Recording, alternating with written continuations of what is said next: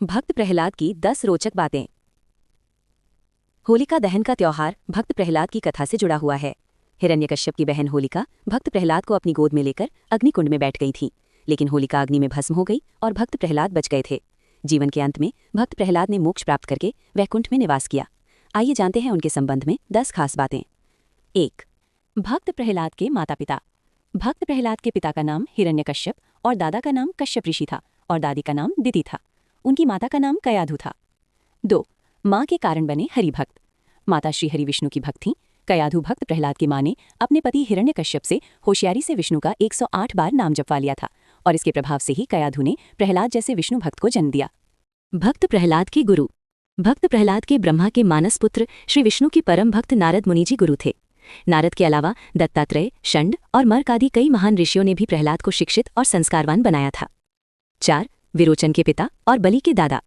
भक्त प्रहलाद की पत्नी का नाम धृति था, जिससे महान पुत्र विरोचन का जन्म हुआ। इसके अलावा आयुष्मान, शिवी और वाशकल भी उनके पुत्र थे। विरोचन का विवाह विशालाक्षी से हुआ था, जिससे महाबली और महादानी राजा बलि उत्पन्न हुआ, जो महाबलीपुरम के राजा बने। इन बाली से ही श्री विष्णु ने वामन बनकर 3 पग धरती मांग ली थी। प्रहलाद के महान पुत्र विरोचन से एक नई संक्रांति का सूत्रपात हुआ था। इंद्र से जहां आत्म संस्कृति का विकास हुआ, वहीं विरोचन से भोग संस्कृति जन्मी। इसके पीछे एक कथा भी चलित है। 5. भक्त प्रहलाद की बुआ।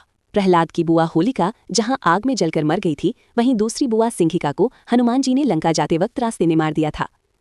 6. भक्त प्रहलाद के भाई और चाचा। भक्त प्रहलाद के 3 भाई थे, अनुहल्लाद, हल्लाद और संहल्लाद। हरिषि कश्यप का भाई हिरण्याक्ष उनका चाचा था, जिसे श्री हरि विष्णु ने बराह रूप धारण करके मार दिया था।